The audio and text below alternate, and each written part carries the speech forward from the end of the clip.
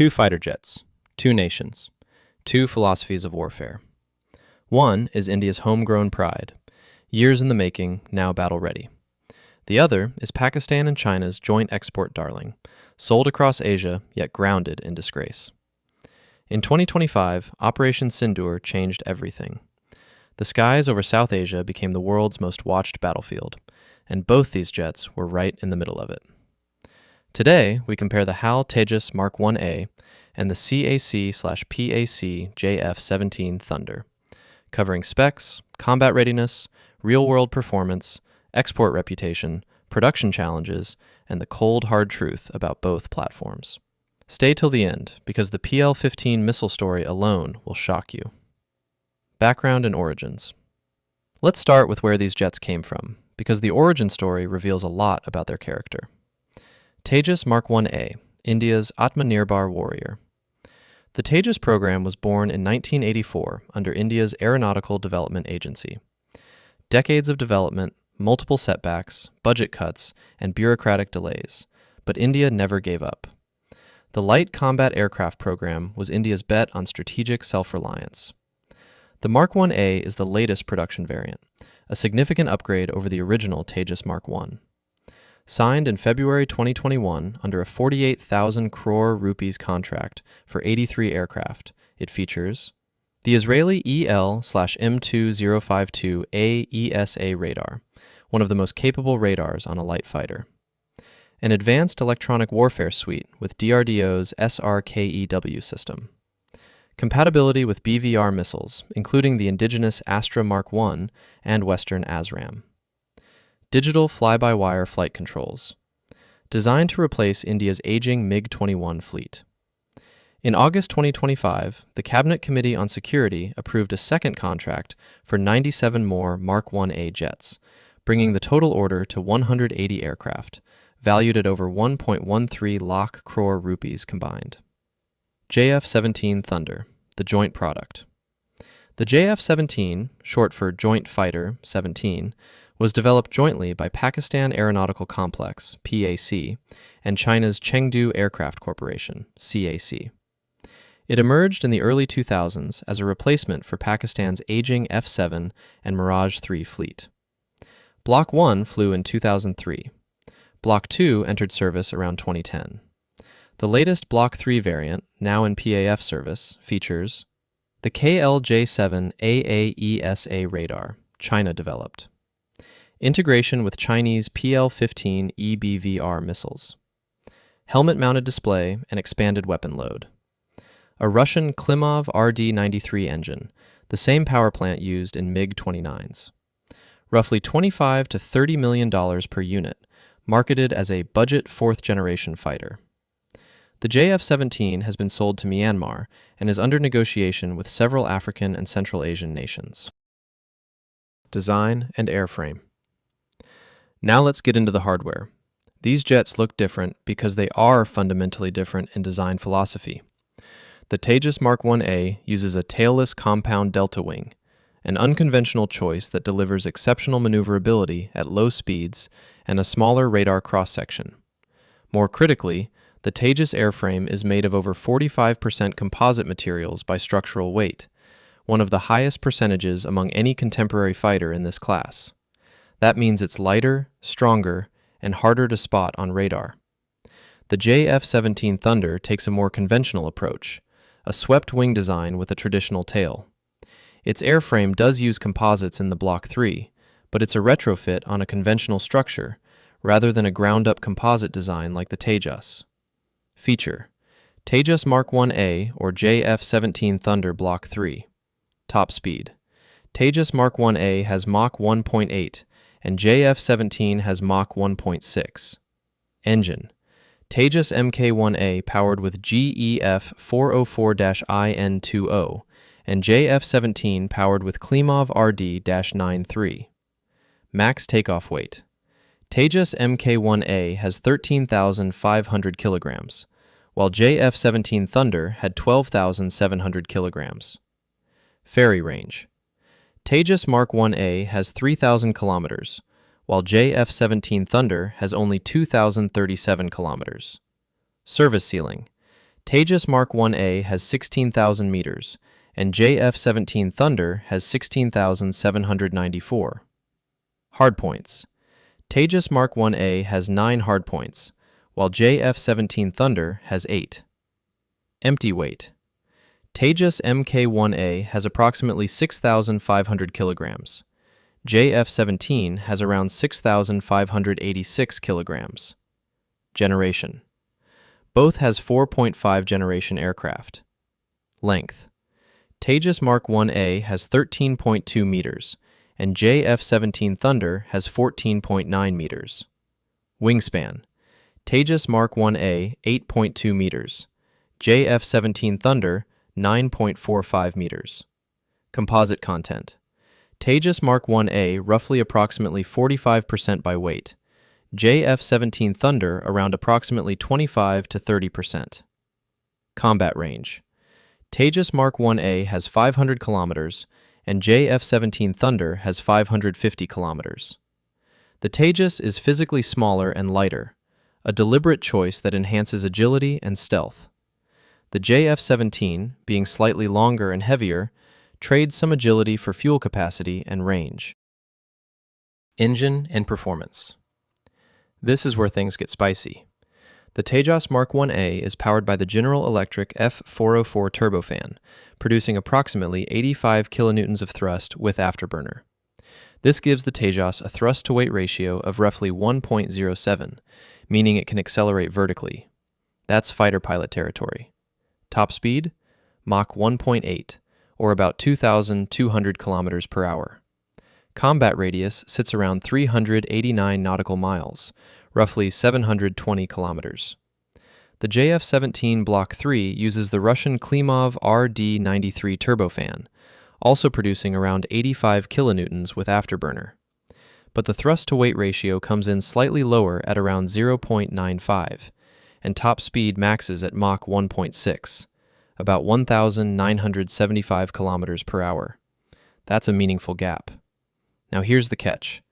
The RD-93 engine has been controversial.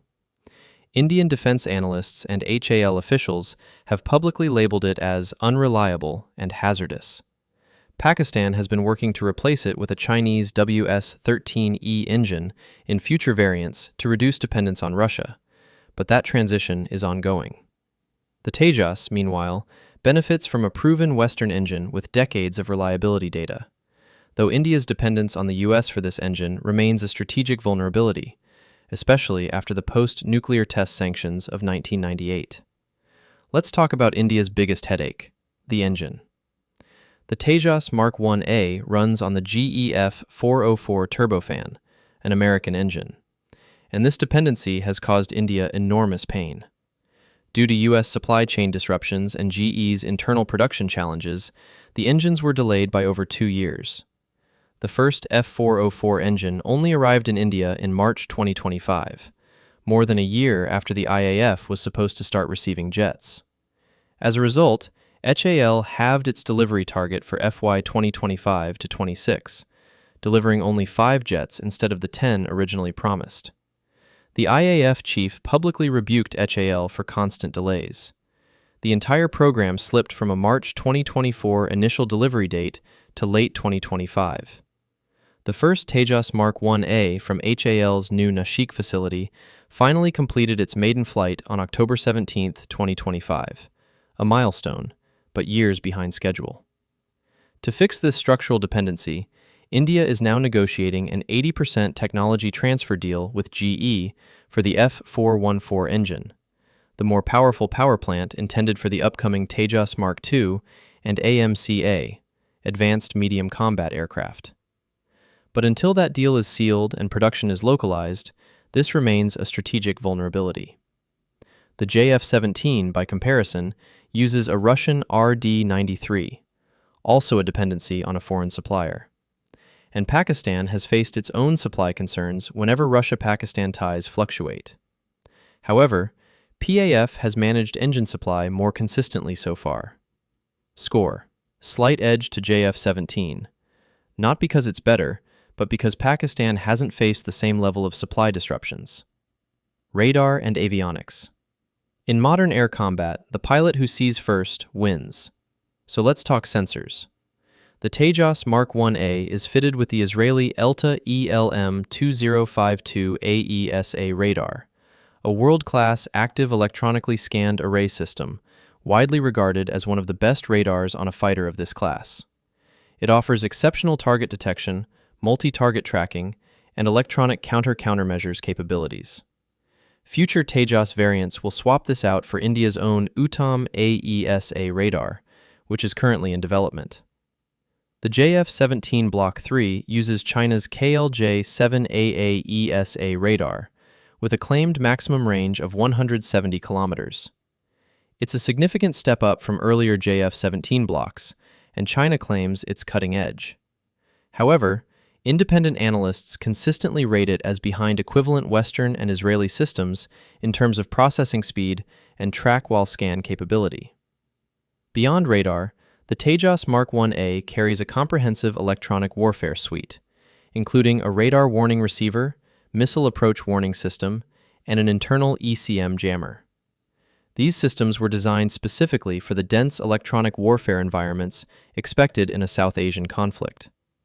The JF-17 Block 3 also has improved avionics, including HOTAs, hands-on throttle and stick, controls, advanced data link, night vision-compatible displays, and an infrared search and track (IRST) system that allows passive target detection without emitting radar signals. Both jets have glass cockpits with modern multifunction displays. But on overall avionics sophistication and EW capability, the Tejas Mk1A holds a genuine edge. Weapons. What's a fighter without its teeth? The Tejas Mk1A has 8 hardpoints and a maximum weapons payload of 5,300 kilograms. Its arsenal is a diverse mix: Beyond Visual Range, BVR, Derby, Israeli, Astra Mark 1/Mark 2, indigenous, Short Range, Python 5, Israeli, R-73, Russian, Air-to-Ground, Spice precision bombs, laser-guided bombs, unguided rockets. Gun, 23mm twin-barrel GSH-23 cannon. The JF-17 Thunder Block 3 has 7 hardpoints with a maximum payload of around 3,600 kilograms, nearly 1,700 kilograms less than the Tejas. BVR, PL-15E, Chinese long range, SD-10 BVRAAM, short range, PL-5E, PL-10, Chinese, AIM-9L Sidewinder. Air-to-ground, C-802A anti-ship missile, H-4 glide bomb, LT-3 laser-guided bombs. Gun, 23mm GSH-23 or 30mm GSH-30, variant dependent. The JF-17 does score points for the PL-15E, a very long-range air-to-air missile with active radar homing that's considered a serious threat in BVR combat. But overall, the Tejas has more payload capacity and a wider, more battle-proven weapons ecosystem. Maintainability and operations. A fighter that spends more time in the hangar than in the air is no fighter at all. So let's talk about ground operations. The Tejas Mk1A has a turnaround servicing time of under 30 minutes, meaning it can land, be refueled and rearmed, and be back in the sky in half an hour. This is because the Tejas runs all its utility systems on hydraulics, which are simpler and faster to service. The JF-17, on the other hand, uses a pneumatic system, powered by compressed gas, for some utility services in both main and emergency modes. This requires regular recharging of pneumatic systems, which adds time to turnaround. In a high-intensity conflict where sortie rate matters, this is a real operational advantage for the Tejas. Additionally, India owns 100% of the Tejas software, the flight control laws, mission computer algorithms, and weapon release solutions are all indigenous. This means India can modify, upgrade, and adapt the jet without depending on a foreign partner. Pakistan, by contrast, must negotiate upgrades with China. Cost and export potential. Now here's where the JF-17 fights back hard. The JF-17 costs $15 to $25 million per unit, depending on the block and configuration. That is extraordinarily cheap for a modern multi-role fighter with AESA radar. It's been exported to Myanmar and has attracted serious interest from multiple developing nations, including Azerbaijan and Nigeria. The Tejas Mk1A costs approximately $37 to $78 million per unit, with the higher figure reflecting full production cost, including development amortization. India is actively marketing it to Malaysia, Argentina, Egypt, and others, with some promising leads. The Tejas's higher price reflects its higher quality, better composite construction, Western standard avionics, superior engine. But in price-sensitive markets, the JF-17 has an undeniable edge. India's export ambition received a setback in late 2024 when a Tejas suffered a non-fatal incident at the Dubai Air Show, raising questions about reliability perceptions. India has since addressed the technical issue, but perception management in export sales is everything. Now, the moment you've been waiting for. Operation Sindoor, and the story of how the JF-17's most prized weapon became a gift to India. What happened? On May 7, 2025, India launched Operation Sindoor, precision strikes against terrorist infrastructure across Pakistan and Pakistan-occupied Kashmir, in retaliation for the April 22 Pahalgam terror attack that killed 26 civilians. In response, the Pakistan Air Force scrambled its J-10C and JF-17 Block 3 jets, armed with Chinese PL-15E beyond visual range missiles, touted as Pakistan's deadliest air-to-air weapon, with a reported range of 145 kilometers for the export version. PAF pilots launched salvos of PL-15E missiles at Indian Air Force assets, Rafales, Su-30 Mk1s, and Mirage 2000s operating deep inside Indian airspace. What went wrong for Pakistan? Here's where it gets extraordinary. None of the PL-15E missiles hit a single Indian aircraft. Multiple intact, or near intact, PL-15E missiles were recovered on Indian soil. Sites in Hoshiarpur, Punjab, yielded remarkable finds. A largely intact missile with serial numbers P15E12203023 and P15E12203039, intact AESA seeker head, guidance electronics, and propulsion remnants. Evidence the self-destruct mechanism failed completely, a catastrophic design failure. Indian authorities publicly displayed the debris. India's Press Information Bureau confirmed the recoveries on May 13, 2025. China launched an internal probe into the PL-15E failures. A technical team from China Airborne Missile Academy, CAMA, reportedly flew to Pakistan in late 2025 to audit PAF's remaining inventory of roughly 240 PL-15E missiles, acquired in a 2021 deal worth $1.5 billion. Preliminary findings suggest the AESA seekers failed to maintain terminal locks due to electronic warfare disruption rather than mechanical failure, but that may also indicate the missiles are more vulnerable to jamming than advertised. India's intelligence windfall. For India, the recovered PL-15Es are a once-in-a-generation intelligence bonanza. DRDO engineers are now studying the missile's seeker and guidance architecture, its data link and encryption protocols, its dual-pulse solid rocket motor design, vulnerabilities that can improve India's Astra Mark II design and future countermeasures. The PL-15 was supposed to prove China's missile dominance. Instead, it became the most public and most embarrassing display of Chinese defense export unreliability in decades.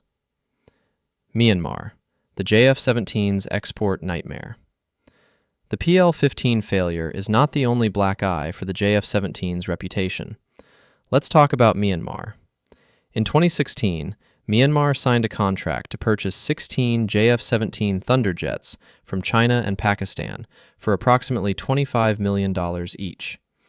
Myanmar became the first export customer of the JF-17, a massive marketing opportunity for both Beijing and Islamabad. The first 6 jets were delivered in 2018, with more arriving between 2019 and 2021. What happened next?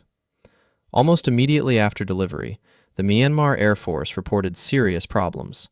structural cracks in the airframes, particularly the vertical stabilizer and fuselage sections, persistent mechanical malfunctions during flight operations, engine and avionics integration issues.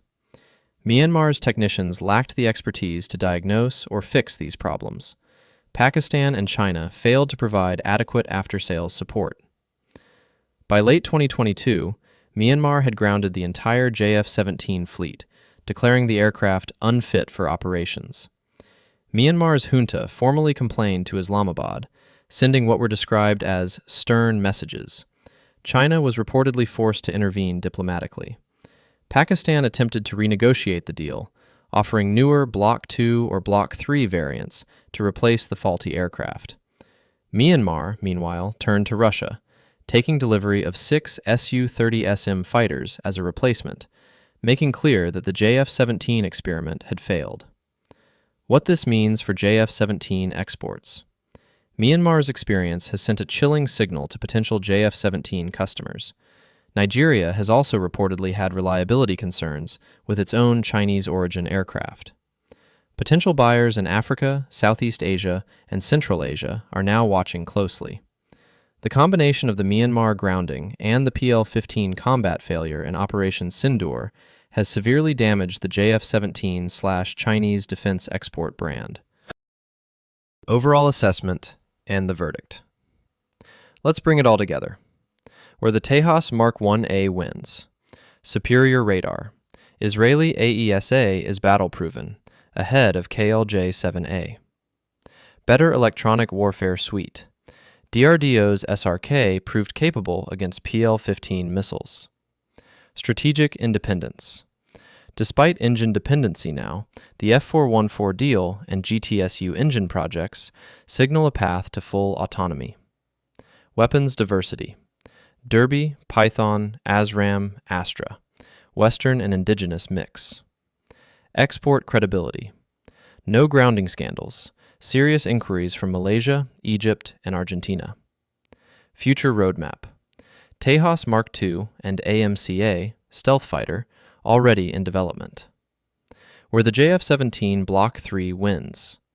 Lower unit cost. Still cheaper per unit than Tejas Mk1A. Battle operational. PAF has operated it in large numbers since 2010. Faster production. PAC produces at higher annual rates than HAL currently. Numbers in service. PAF fields over 130 JF-17s versus IAF's small Tejas fleet. Where the JF-17 falls short. Myanmar grounding. Structural flaws visible in first export order. PL-15E combat failure. Its primary BVR weapon failed in first real combat use. China supply chain dependency. RD-93 engines sourced from Russia, avionics from China. Electronic warfare vulnerability. Chinese integrated systems exposed in Operation Sindoor. No real export success. One major customer grounded their fleet. The honest truth. The JF-17 is a numbers game. Pakistan has them in large quantities, and quantity has its own quality. But in a high-technology air war, the quality of your avionics, electronic warfare, and missiles matters far more than cost per unit. Operation Sindoor demonstrated that Chinese-origin weapon systems have serious reliability questions in real-world, high-intensity combat. The PL-15's failure, the HQ-9B air defense systems getting destroyed by Indian Harop loitering munitions. These are not propaganda. These are facts verified by recovered debris and satellite imagery. Two fighter jets, two very different trajectories. The JF-17 Thunder entered service quickly, was marketed aggressively, and found its first customer, only to end up grounded and disgraced in Myanmar. Its prized missile failed in the biggest air battle South Asia has seen in decades, and China is now quietly auditing what went wrong. The Tejas Mk1A has been painfully slow. Its delivery delays are real, its engine dependency is a vulnerability, and the IAF is stretched dangerously thin waiting for these jets. But when the Mk1A finally flies in full numbers, it carries Israeli radar, Indian electronic warfare, Western missiles, and a growing domestic supply chain behind it. In the long game of air power, reliability, technology, and strategic autonomy matter more than price. And on all three counts, the Tejas Mk1A is on the right side of history. The skies over South Asia have changed. Operation Sindoor wrote new rules. And the next chapter, with 180 Tejas Mk1As, Astramark 2 missiles infused with PL-15 intelligence, and India's AMCA stealth fighter on the horizon, belongs to India. If you found this analysis valuable, hit like, subscribe, and drop your thoughts in the comments. Which jet do you think will dominate South Asian skies in 2030? Tell us below.